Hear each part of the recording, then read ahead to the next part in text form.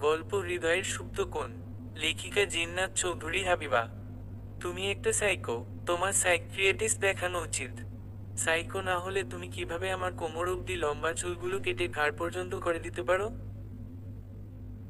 একজন সুস্থ মস্তিষ্কের মানুষের দ্বারা এটা সম্ভব নয় বলেই একটা ফুলদানি ফ্লোরে ছুঁড়ে মেরে হাঁটুমুড়ে বসে কাঁদতে থাকে অরিন। নিহাত দূরে মাথা নিচু করে দাঁড়িয়ে আছে। কিছুক্ষণ আগে অরিন বান্ধবীদের সাথে শাড়ি পরে মেলায় গিয়েছে। সবাই একরকম শাড়ি এর সাথে চুল ছেড়ে দিয়েছে। নিহার নিজের কাজ সেরে বাসায় ফিরছিল।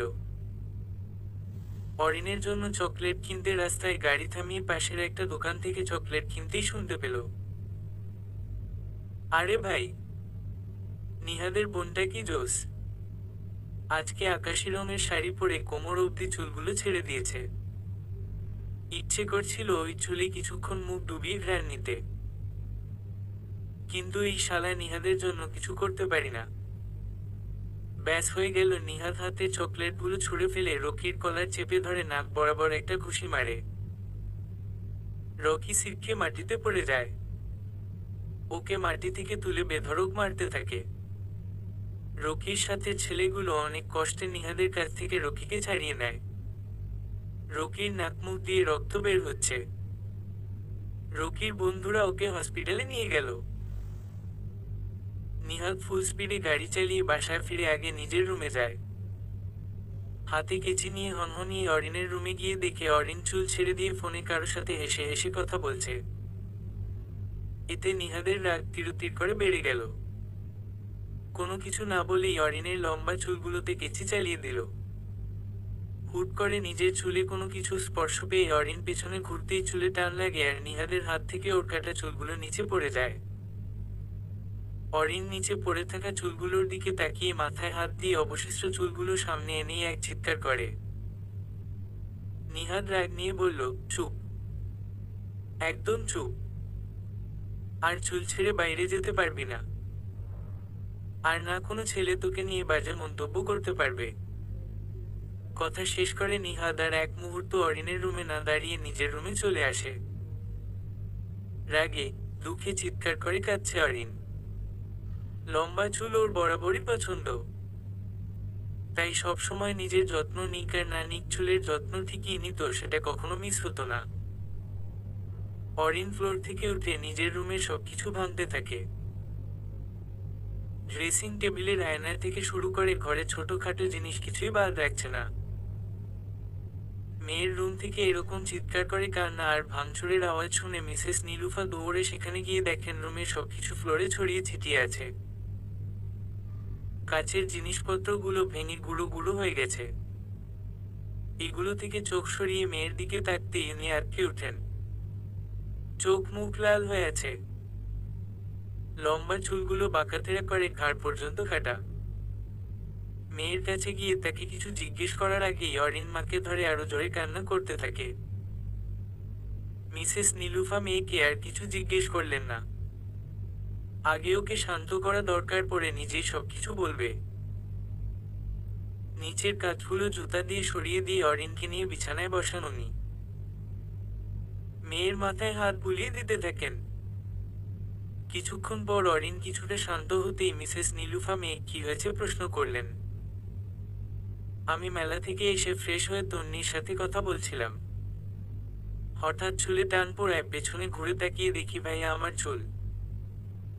আর কিছু বলতে পারল না অরিন, আবারও ফুপিয়ে কেঁদে উঠল।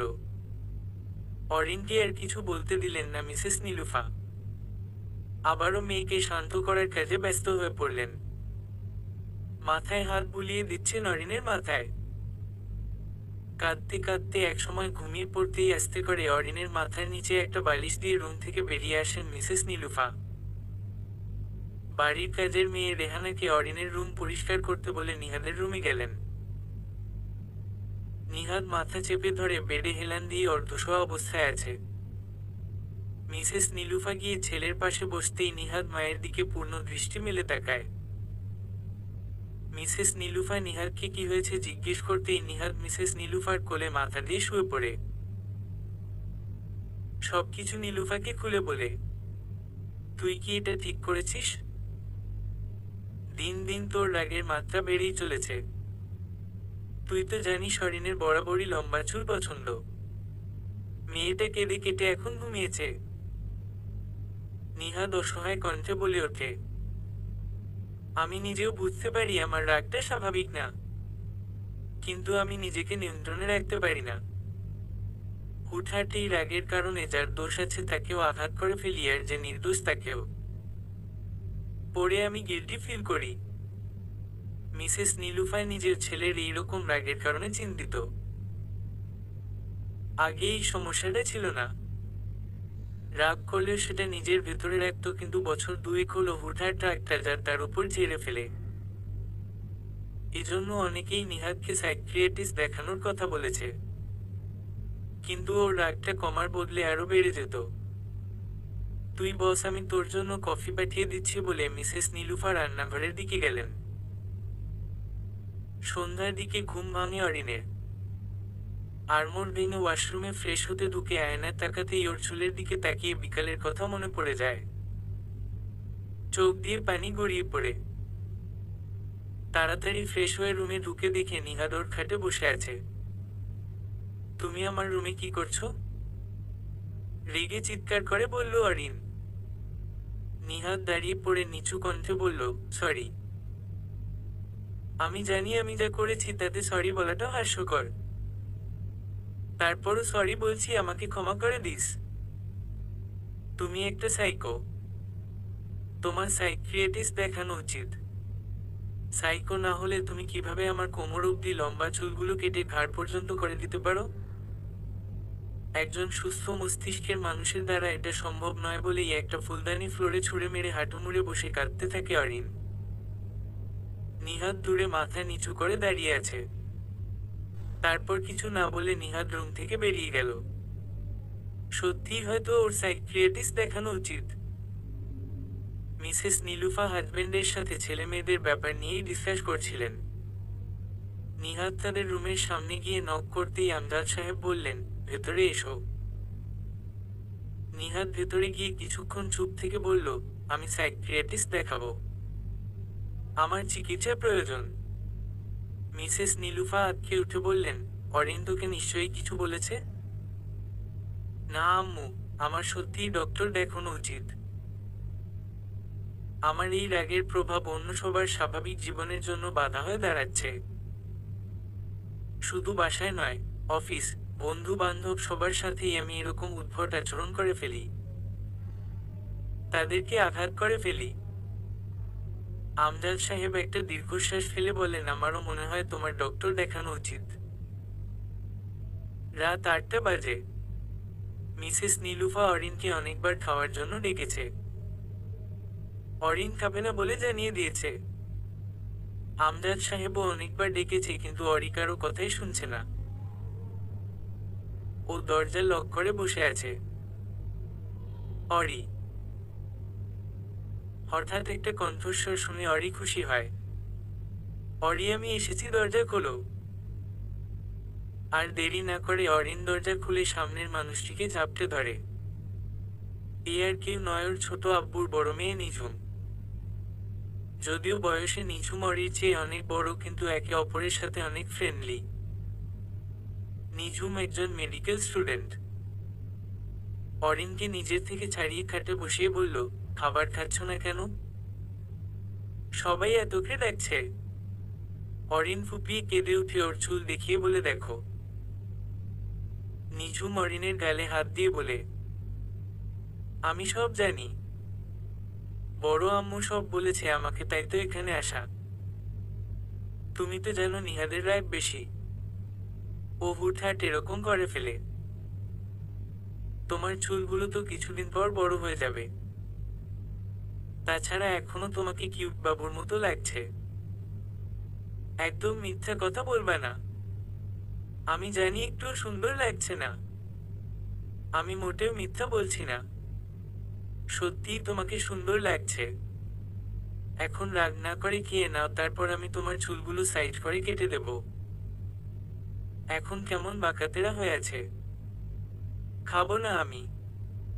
আচ্ছা, তুমি কি চাও তোমার ভাইয়া না খেয়ে রাতে ঘুমাক, কষ্ট পাক? অরিন মাথা নেড়ে না বোঝালো। নিঝুম ভাত মেখে অরিনের মুখের সামনে ধরে বলল, তাহলে খেয়ে নাও। তুমি খেলেই নিহাদ খাবে। আর তুমি কি জানো, নিহাদ সাইকিয়াট্রিস্ট দেখাতে রাজি হয়েছে। অরিন চোখ বড় বড় করে বলল, সত্যি? আমাদের মেডিকেলের একজন ডক্টরের সাথে আমি কথা বলেছি। উনি একজন ভালো সাইকিয়াট্রিস্টের কথা বলেছেন। নিহাদকে রাজি করিয়ে পরশুদিন ওকে নিয়ে ওই সাইকিয়াট্রিস্টের কাছে যাব। ভাইয়ের রাগের কারণে আমার সাথে চুল গেছে। আর এই রাগের কারণে আজ পর্যন্ত ভাইয়াকে ভালোবাসি বলতে পারোনি। নিঝুম লজ্জায় লাল হয়ে গেছে অরিনের কথা শুনে। মুচকি হেসে বলল, তোমার ভাইয়ের সামনে যেতেও আমার ভয় করে, আর ভালোবাসার কথা বললে নির্ঘাত তুলে আছাড় মারবে। অরিন হাসতে হাসতে কেটে শুয়ে পড়েছে। নিঝুম বলল, রাগ কমেছে তাহলে? অরিন হাসি থামিয়ে নিঝুমের গাল টেনে দিয়ে বলল, এরকম কিউট একটা ভাবি থাকলে রাগ কি আর থাকে। নিহাদ, নিঝুমকে বাসায় পৌঁছে দিয়ে আয়। মেয়েটা এত রাতে একা বাসায় যেতে পারবে না। মিসেস নীলুফা। নিহাদ বিরক্তিতে শব্দ করে উঠে বলে, সবকিছুতেই আমাকে টানতে হয়। আজ এখানে থেকে গেলেই তো হয়। এখন আবার আমাকে নাকি বাসায় পৌঁছে দিয়ে আসতে হবে। নিঝুম ভয়ে মিসেস নীলুফার দিকে তাকিয়ে বলল, থাক না বড় মা, আমি একাই যেতে পারবো। যদি আবার রাগ করে আমাকে গাড়ি থেকে ফেলে দেয়? মিসেস নীলুফা বললেন, তুই চুপ থাক। নিহাদ তোকে যা বলেছি নিঝুমকে দিয়ে আয়। কাল তাড়াতাড়ি মেডিকেলে যেতে হবে ওকে। তা না হলে আমি ওকে রেখে দিতাম, এটাতে ছাড়তাম না। নিহাদ গাড়ির চাবি নিয়ে বেরিয়ে গেছে। নিঝুম মিসেস নীলুফাকে বিদায় দিয়ে নিহাদের পিছু পিছু গিয়ে গাড়িতে উঠল। ভাইয়া, আমি কি ফ্রন্ট সিটে বসবো? না, আমার মাথায় বসো, বিরক্ত হয়ে বলল নিহাদ। নিঝুম মুখটা কাচুমাচু করে ফ্রন্ট সিটে বসে পড়ল। আর কোনো কথা বলল না। পরে যদি কোনো বেফাস কথা বলে ফেলে তখন নিহাদ ওর দফারফা করে ছাড়বে। নিহাদ ও আর কিছু বলল না, ড্রাইভিংয়ে মন দিল। নিঝুমদের বাসা আসতেই নিঝুম নেমে পড়ে নিহাদ গাড়ি ঘুরিয়ে বাসায় চলে যায়। সকালে অ্যালার্মের শব্দে ঘুম থেকে উঠে অরিন। এখন বাজে 7:30। 8:30 হায়ার ম্যাট প্রাইভেট আছে। 1 ঘন্টা প্রাইভেটের পর আবার 10টা থেকে ক্লাস শুরু হবে। তড়িঘড়ি করে ওয়াশরুমে গিয়ে ফ্রেশ হয়ে কলেজ ড্রেস পরে আয়নার সামনে দাঁড়ালো। এখন এই চুলগুলো কি করব? এগুলো দিয়ে তো এখন বেনুনিও হবে না সুন্দর করে। পরে কিছু একটা ভেবে কাবার্ড খুলে একটা হিজাব নিয়ে চুল জুটি করে উপরে হিজাব পরে নিয়েছে। কলেজের ব্যাগ কাঁধে নিয়ে বেরিয়ে পড়ে।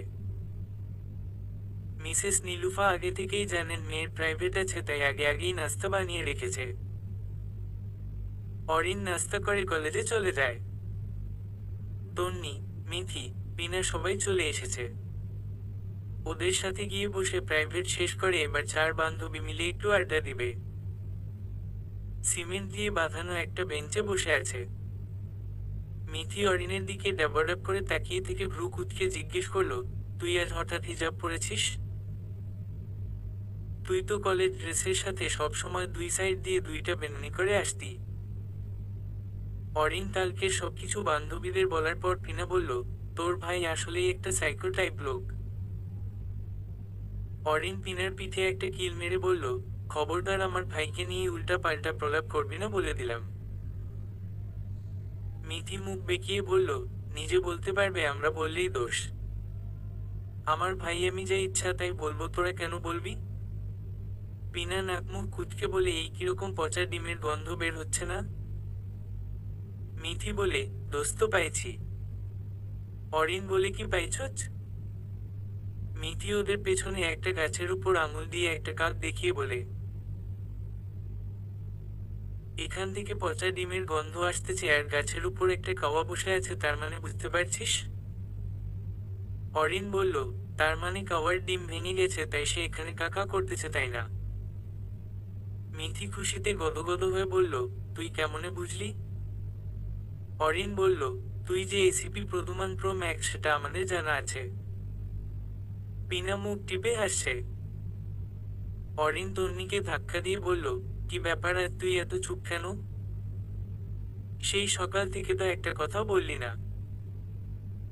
তন্নি অসহায় ফেস করে বলল, কথা বলতে আমার এখন ভালো লাগছে না। কিছুক্ষণ পরপরই কলিজা মোচড় দিয়ে উঠছে। অরিন, পিনা, মিথি চোখ বড় বড় করে বলল, কেন, কি হয়েছে? মিথি বলল, তোর কি মরণ ব্যাধি হলো নাকি? অরিন চোখ রাঙিয়ে বলল, চুপ থাক, কি হয়েছে আগে ওকে বলতে দে। তন্নি বল, কি হয়েছে? তন্নি একটা ঢোক গিলে বলতে শুরু করলো, কাল রাতে একটা আইডি থেকে মেসেজ আসে। আমিও কিছুক্ষণ চ্যাট করার পর দেখলাম বেটা সবকিছু বাংলা টাইপ করে। এতে আমার বেশ বিরক্ত লাগলো, তাই আমি বললাম, বেটা অশিক্ষিত, ইংরেজি পারিস না? ইংরেজিতে টাইপ কর। এরপর ছেলেটা ইংরেজিতে টাইপ করা শুরু করলো, কিন্তু কোনো অর্থ বুঝতে পারলাম না, আর না রিপ্লাই দিলাম। তোরাই বল যে মেয়ে ইংরেজিতে টেনে টুনে পাশ করে, সে কিভাবে এত কঠিন কঠিন শব্দের অর্থ বুঝতে পারবে? আমি বুঝিয়েছি টাইপ ইংরেজিতে হবে, কিন্তু উচ্চারণ যেন বাংলায় হয়। ওই বেটা তো দেখছি পই পই করে ইংরেজি বলে যাচ্ছে। পড়ে দিলাম ব্লক করে। ব্লক হয়েছে কিনা নিশ্চিত হতে গিয়ে আবার আনব্লক করে ফেলেছি। এখন 48 ঘন্টা যাওয়া ছাড়া দ্বিতীয়বার ব্লক করতে পারবো না। ওই বেটা তো মেসেজ পাঠিয়েই যাচ্ছে, এখন আমি ভয় লজ্জায় ফেসবুকে যেতে পারছি না। চিন্তায় আছি কবে 48 ঘন্টা পূরণ হবে আর আমি নিজের আইডিতে গিয়ে ওই বেটাকে ব্লক করে শান্তিতে ফেসবুকিং করব। তন্নির কথা শেষ হতেই অরিন, মিথি আর পিনা হুহা করে হেসে ওঠে। তন্নি মুখ ফুলিয়ে বলল, তোরা হাসছিস? এই জন্যই তোদেরকে বলতে চাইনি। মিথি বলল, আচ্ছা চল, ক্লাস শুরু হয়ে যাবে কিছুক্ষণ পর। নিঝুম ডক্টর তোফায়েলের কেবিনে গিয়ে সাইকিয়াট্রিস্টের সম্পর্কে সবকিছু জেনে নিল। ডক্টর তোফায়েল বলছেন গিয়ে ওনার কথা বলতে। সাইকিয়াট্রিস্টের সাথে উনি কথা বলে রেখেছেন কাল সকাল 10টায় যেন হসপিটালে চলে যায়। নিঝুম ডক্টর তোফায়েলের কেবিন থেকে বেরিয়ে মিসেস নীলুফাকে কল করে জানিয়ে দেয়, নিহাদ রেডি হয়ে নিয়েছে, সাথে নিঝুম আর আমজাদ সাহেব যাবেন। কাল শুক্রবার বার অরিন নিঝুমের সাথে আজ ওদের বাসায় থাকবে, কাল বিকালে আবার চলে আসবে। নিহাদ, নিঝুম, আমজাদ সাহেব আর অরিন তিনজন বেরিয়ে পড়েছে। নিঝুম সকাল সকাল নিহাদের বাসায় চলে এসেছে যাতে সবাই এখান থেকে একসাথে যেতে পারে। হসপিটালে পৌঁছে নিহাদ, নিঝুম আর আমজাদ সাহেব ডক্টরের কেবিনে যাবেন। অরিনকে ওয়েটিং রুমে বসিয়ে রাখার কথা বললে নিহাদ না করে দেয়। ওকে একা একা ওয়েটিং রুমে বসতে দিবে না। আমজাদ সাহেব বিরক্তি নিয়ে বললেন, একা কোথায়? ওখানে কত মানুষ আছে। আমি আর নিঝুম তোর সাথে যাচ্ছি, ডক্টর কি বলে সেটা আমাদের বুঝতে হবে। অরিনের ওখানে গিয়ে কি কাজ? নিহাদ রাগ করে বলল, ওকে তাহলে আমি চিকিৎসাই করাবো না। নিঝুম নিহাদকে রেগে যেত দেখে বলল, আচ্ছা ঠিক আছে অরি, ও আমাদের সাথে আসুক। আমজাদ সাহেবকে আস্তে করে বলল, বড় আব্বু এখন আর কিছু বলো না, পরে ট্রিটমেন্ট না করিয়ে এখান থেকে চলে যাবে। আমজাদ সাহেব আর কিছু না বলে চুপ করে থাকলেন। নিঝুম রিসিপশনিস্টের কাছে যেতেই ওরা ওয়েট করতে বলে। নিঝুম ডক্টর তোফালের কথা বলার পর ওদেরকে আগে ঢুকার ব্যবস্থা করে দেয়। একসাথে চারজনকে ঢুকতে দেখে রিসিপশনে বসে থাকা মেয়েটি বলে উঠল, আরে, রোগী একজন, আপনার যাচ্ছেন চারজন। নিঝুম কোনোরকম মেয়েটিকে বুঝিয়ে সুঝিয়ে ভেতরে গেল। কেবিনে একজন 28-29 বছরের যুবক বসে আছে সাইকিয়াট্রিস্টের চেয়ারে। বেশভূষায় মনে হচ্ছে এটাই সাইকিয়াট্রিস্ট। অরিনকে একটা চেয়ারে বসিয়ে নিঝুম ডক্টরের সাথে কথা বলছেন। উনি মুচকি হেসে বলল, ডক্টর তোফায়েল আমাকে আপনাদের আসার কথা আগেই বলে রেখেছেন। অরিন মোবাইলে গেমস খেলতেছে। সাইকিয়াট্রিস্টের নাম সিজান। ডক্টর সিজান নিহাতকে নিয়ে নিজের বরাবর বসে এই সমস্যার কথা জিজ্ঞেস করল। তারপর কিছু প্রশ্ন করা শেষ করে নিঝুম আর আমজাদ সাহেবের দিকে তাকিয়ে বলল, ওনার সমস্যাগুলো থেকে বোঝা যাচ্ছে উনি বাইপোলার অ্যাফেক্টিভ ডিসঅর্ডারের রোগী। তারপরও আমি কিছু টেস্ট দেব, সেগুলো করিয়ে নিবেন। আমজাদ সাহেব আতঙ্কিত হয়ে বললেন, এ রোগ থেকে আমার ছেলে পরিত্রাণ পাবে তো? অরিনকে আর নিহাতকে দেখিয়ে বলল, এই ছেলে মেয়ে দুইটাই আমাদের সব। এতক্ষণে অরিনও মোবাইল রেখে তাকালো ডক্টর কি বলছে সেটা শুনতে। ডক্টর সিজান মুচকি হেসে বলল, ঘাবড়ানোর কিছুই নেই। এই রোগে খুব কম সংখ্যক মানুষই আক্রান্ত হয়। পরামর্শ, ঠিক মতো মেডিসিন নিলে ধীরে ধীরে উনি রিকভার করবেন। আসলে এই রোগে আক্রান্ত ব্যক্তি হঠাৎ হঠাৎ রেগে যায়, নিজের নিয়ন্ত্রণ হারিয়ে ফেলে, যে কাউকে আঘাত করে ফেলে। যে ঘটনার প্রতিক্রিয়া হিসেবে ব্যক্তি রাগ প্রকাশ করছে সে ঘটনার বিচারে ব্যক্তির রাগের পরিমাণ অত্যন্ত বেশি থাকে। এই টেস্টগুলো এখনই করিয়ে নিন। নিঝুম কাগজটা হাতে নিয়ে নিহাতকে নিয়ে বেরিয়ে গেল টেস্ট করাতে। অরিন বলল, আব্বু আমি ঠান্ডা পানি খাবো। আমজাদ শেখ বললেন, তুই এখানে বস, আমি ঠান্ডা পানি নিয়ে আসছি হসপিটালের ক্যান্টিন থেকে। অরিন মাথা নেড়ে হ্যাঁ জানায়। মাথা ঘুরিয়ে ঘুরিয়ে কেবিনটা ভালো করে পরখ করছে অরিন। আপনার ভাইয়ের প্রপার ট্রিটমেন্ট করাতে চাইলে, তাকে সুস্থ দেখতে চাইলে আপনাকে আমায় বিয়ে করতে হবে। অরিন চমকে সামনে তাকিয়ে দেখে ডক্টর সিজান ওর সামনে দাঁড়িয়ে আছে। অরিন রু কুঁচকে বলল, আপনি কি জানেন? আপনার নামে আমি মামলা করতে পারি। এতে কি হবে জানেন তো? না জানলে আমি বলে দিচ্ছি, আপনার এতদিনের রেপুটেশন সব পানিতে ধুয়ে যাবে। ডক্টর সিজান ঠোঁট চেপে হেসে বলল, আপনাকে আমি আর দেখলাম মাত্র কয়েকটা ঘন্টা। তাহলে আপনি কিভাবে আশা করেন আমি আপনাকে বিয়ের প্রস্তাব দেব? আপনি কি সিরিয়াসলি নিয়ে নিয়েছেন? অরিন ভ্যাবাচেকা খেয়ে গেল। তারপর বলল, আপনিই তো মাত্র আমাকে বললেন আপনার ভাইয়ের প্রপার ট্রিটমেন্ট করাতে চাইলে, তাকে সুস্থ দেখতে চাইলে আপনাকে আমায় বিয়ে করতে হবে। স্যার আসতে পারি? জি আসুন। স্যার এই রোগীর ফাইলটা একটু চেক করে দিন তো। আচ্ছা আমি চেক করে নিচ্ছি, আপনি আসুন, আমি পরে ডেকে নেব। এই নেতোর জন্য পানি নিয়ে এসেছি বলে আমজাদ সাহেব অরিনের দিকে পানির বোতল এগিয়ে দিলেন। অরিন বোতল হাতে নিয়ে বলল, চল আব্বু আমরা ওয়েটিং রুমে গিয়ে বসি। আমজাদ সাহেব অরিনকে নিয়ে ওয়েটিং রুমে চলে যায়। ডক্টর সিজান অরিনের যাওয়ার দিকে তাকিয়ে শব্দ করে হেসে দেয়। এইসব বাচ্চা মেয়েদের মাথায় সবসময় সিনেমাটিক কাহিনী ঘুরে বেড়ায়। নিহাদ আর আমজাদ সাহেব বাসায় চলে গেছেন।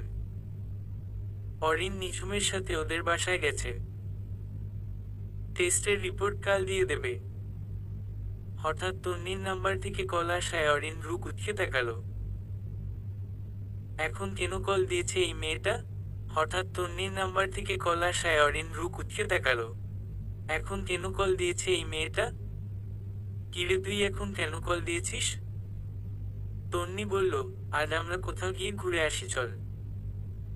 আমার আইডিতেও যেতে পারছি না। গল্পের বইগুলো পড়া শেষ, তাই সময় কাটছে না। অরিন বলল, কিন্তু আমি তো বাসায় নেই। নিঝুম আপুর সাথে তাদের বাসায় এসেছি, কাল এখান থেকে বাসায় যাব। তন্নি মন খারাপ করে বলল, ধুর ভালো লাগে না। তুই থাক তোর নিঝুম আপুর বাড়ি। একটা বয়ফ্রেন্ডও নেই যে সময় কাটাবো বলেই তন্নি কল কেটে দেয়। অরিন মোবাইলটা রেখে দিয়ে নিঝুমের রুমে গেল। এই আপু চলো না আমরা ছাদে যাই। নিঝুম বলল, আচ্ছা চল।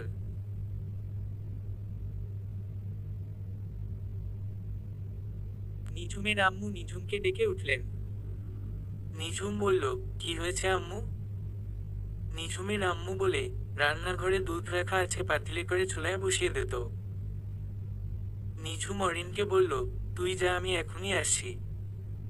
অরিন মাথা নেড়ে ছাদের দিকে পা বাড়ায়। নিঝুম ছাদে বিভিন্ন ধরনের ফুলের গাছ লাগিয়ে রেখেছে। অবশ্য নিহাদেরও বাগান করার প্রতি অনেক ইন্টারেস্ট।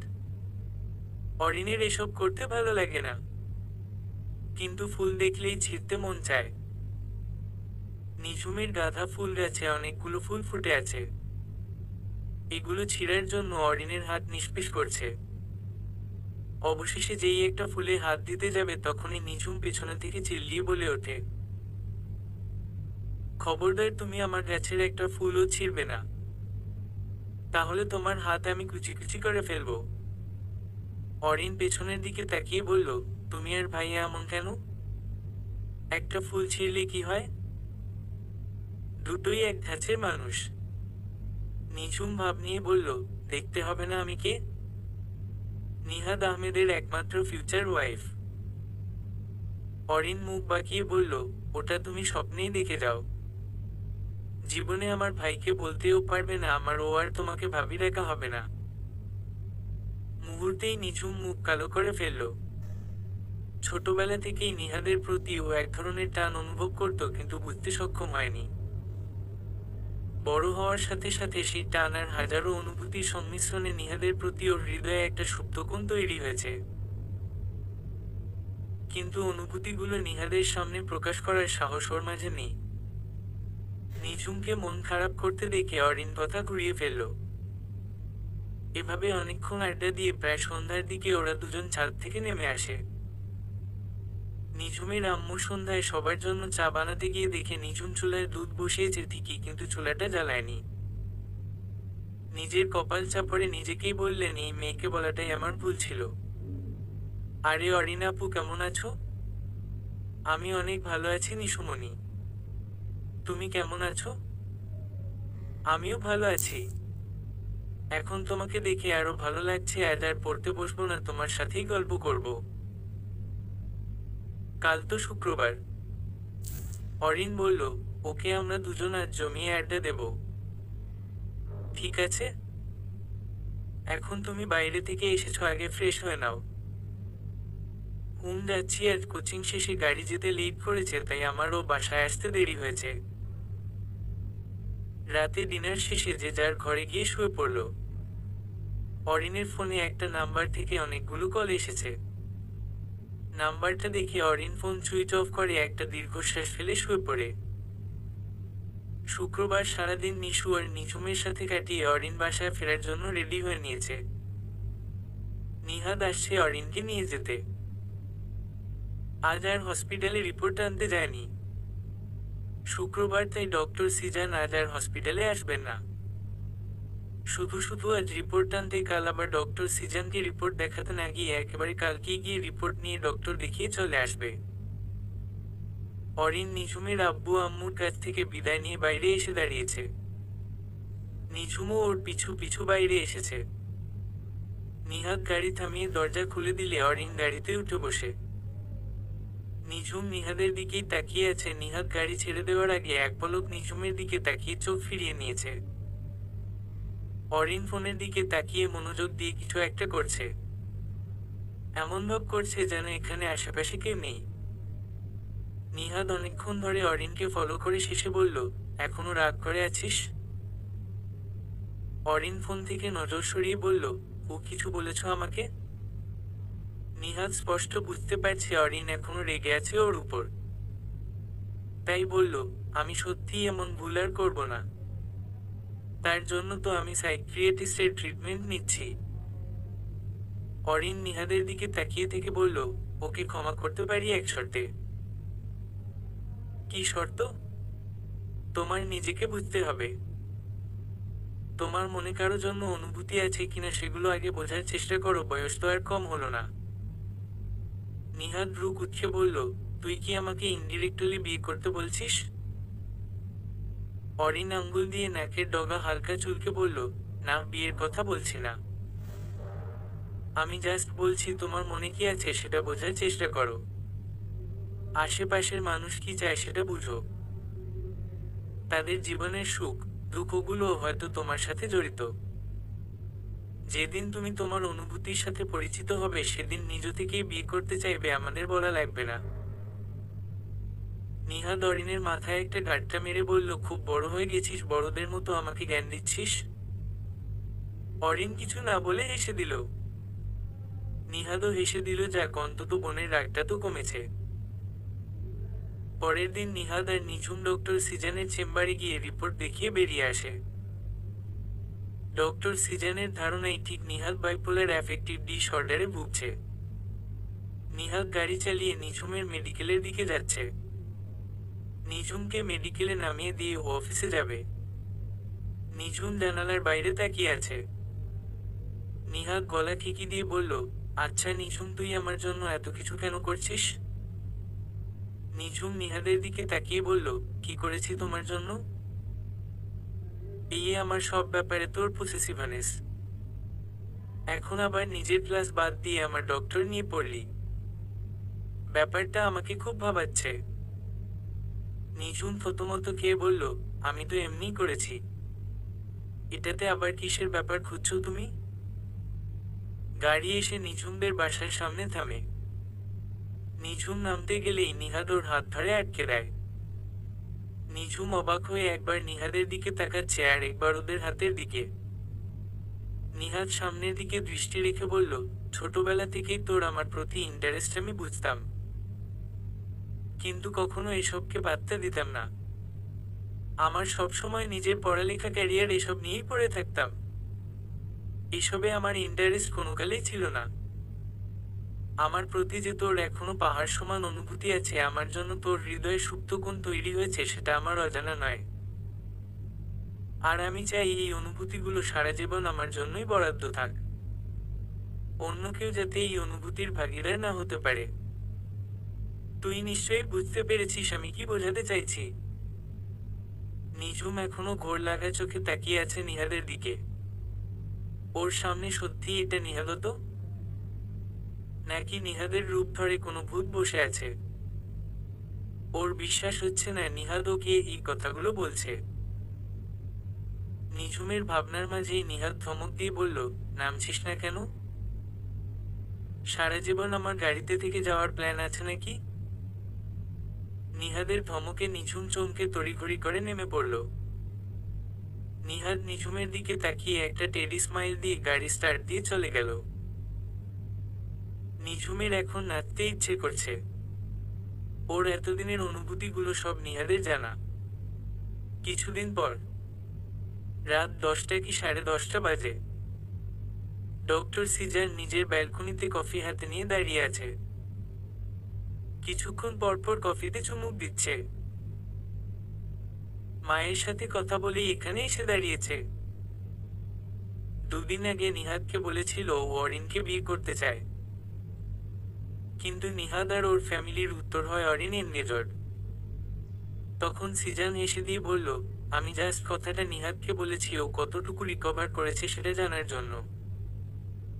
আমি বুঝতে চাইছিলাম ও কতটুকু রিয়েক্ট করে।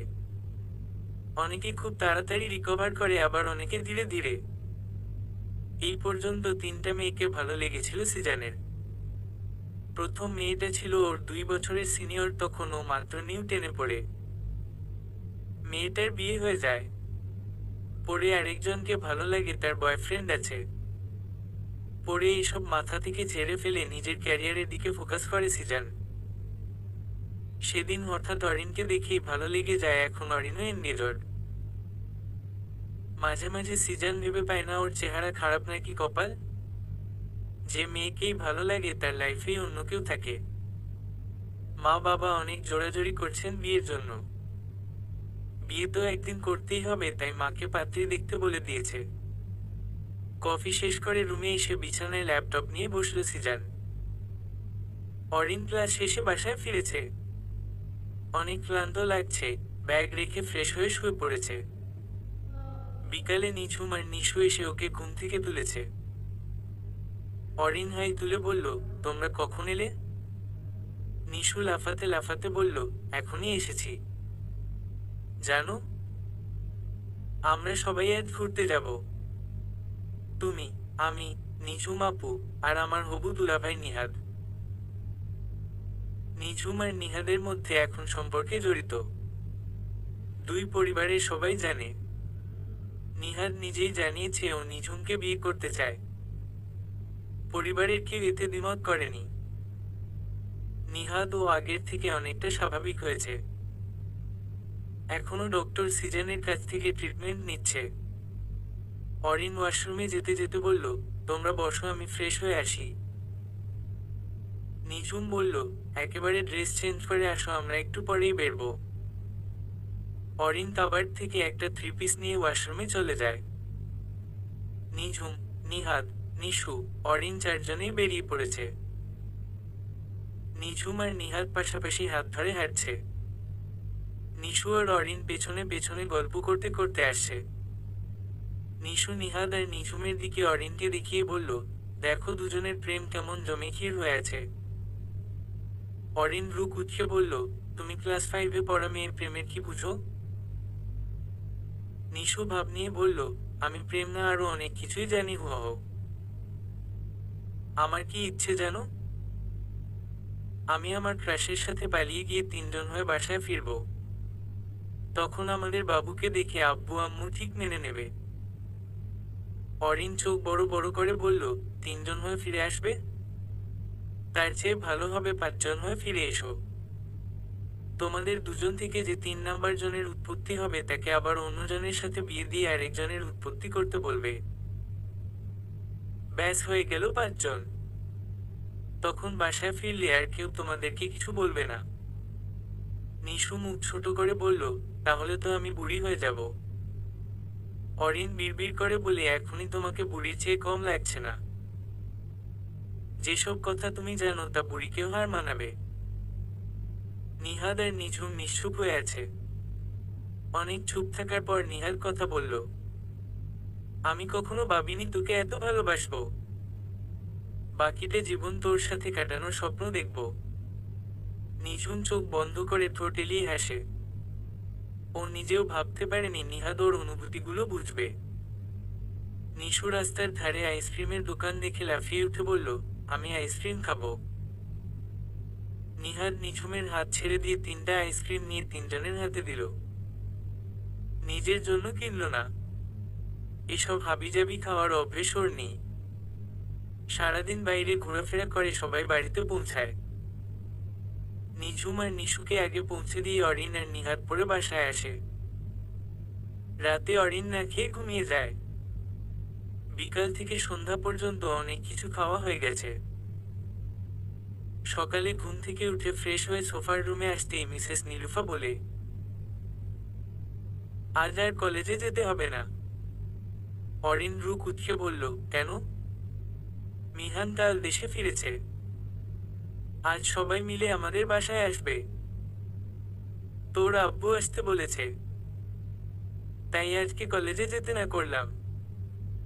মিসেস নীলুফার কথা শুনে অরিন ঠায় দাঁড়িয়ে রইল।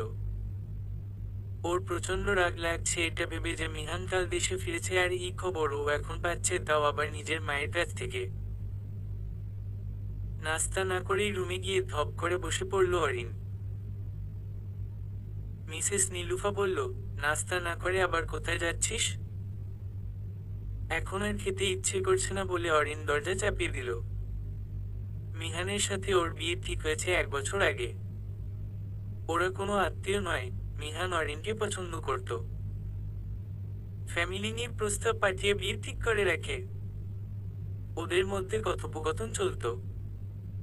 3 মাস আগে মিহান ওর অফিসের বসের সাথে তার ছেলেকে নিয়ে সিঙ্গাপুর গিয়েছিল।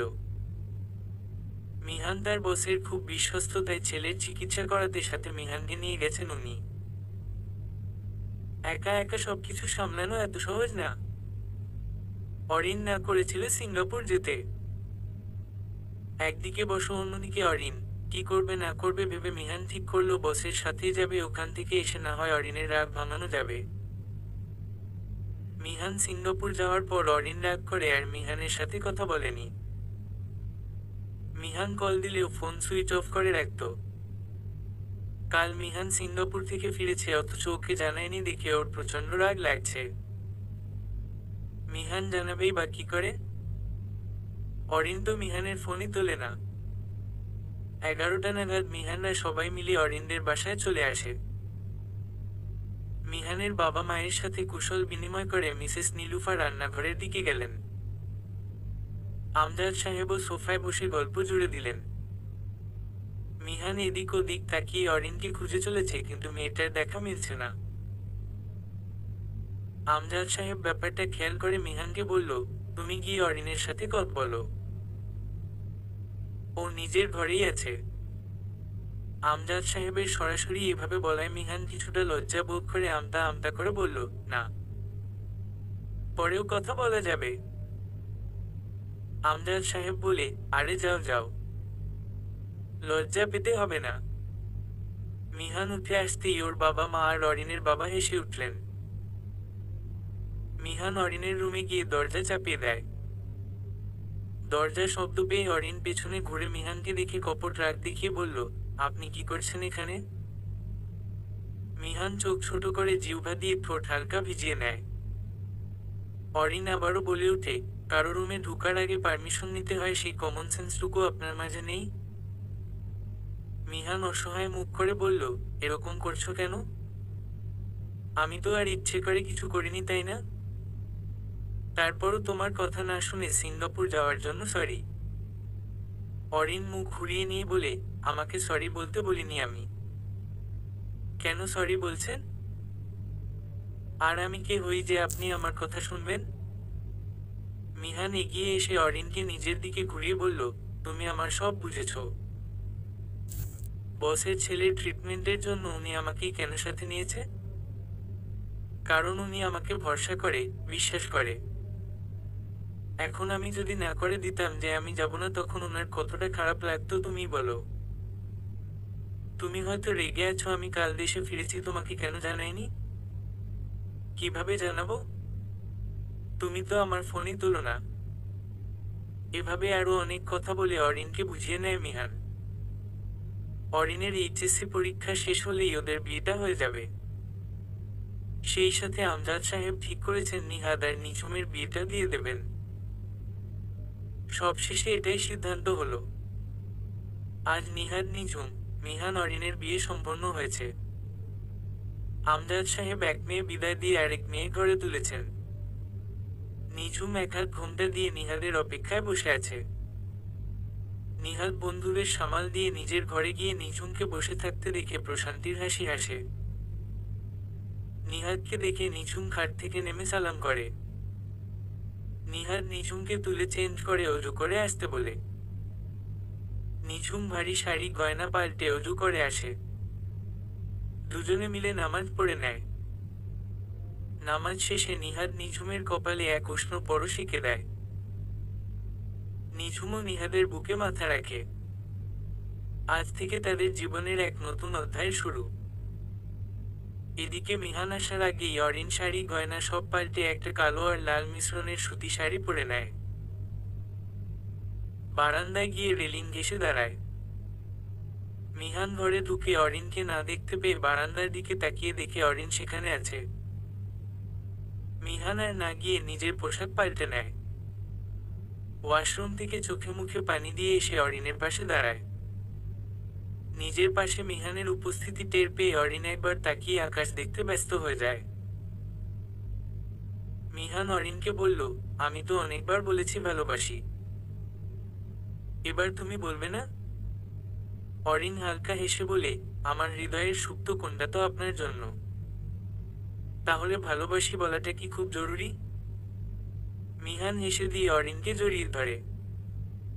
ফিসফিস করে বলল, আমি কি আর ভালোবাসতে পারি? অরিন নিজের দুহাত দিয়ে মিহানকে আঁকড়ে ধরল। মিহান আবারও ঠোঁট এলিয়ে হাসল। 3 বছর পর আজ নিহাদ আর নিঝুমের 2 বছরের ছেলে রাফাতের জন্মদিন। সেখানেই যাচ্ছে অরিন আর মিহান। অরিন 4 মাসের অন্ধ সত্তা। একটা খয়েরি কাতান পরে রেডি হয়ে নিয়েছে অরিন। মিহান ও রেডি হয়ে অরিনকে নিয়ে রওনা দিল ওদের বাসায়। জন্মদিনের অনুষ্ঠানে নিহাদ ডক্টর সিজান আর তার স্ত্রীকে দাওয়াত দিয়েছে। অরিন মিহান নিহাদ নিঝুমের বিয়ের পরপরই ডক্টর সিজান বিয়ে করে নেয়। নতুন জীবন শুরু করার আগে স্ত্রীকে তার জীবনের 3টি ভালো লাগা মেয়ের কথা বলে নেয়। সিজানের স্ত্রী বল, অতীতে কে ছিল আমি জানি না, তবে বর্তমান আর ভবিষ্যতে যেন আমাকে ঘিরেই হয়। সবাই চলে আসায় রাফাতের জন্মদিনের কেক কাটা শুরু করে দেয়। নিহাদ আর নিঝুম রাফাতের হাতের উপর হাত দিয়ে কেক কাটে। রাফাত তার ছোট ছোট হাত দিয়ে তার বাবা, মা, দাদা, দাদি, ফুফি, ফুফা, আন্টি সবাইকে কেক খাইয়ে দেয়। কেক কাটার পর্ব শেষ হতেই ওদের ফ্যামিলি পিকচার নেওয়া হয়। ডক্টর সিজান সহ সকল গেস্টরা করতালি দিতে থাকে। সমাপ্ত।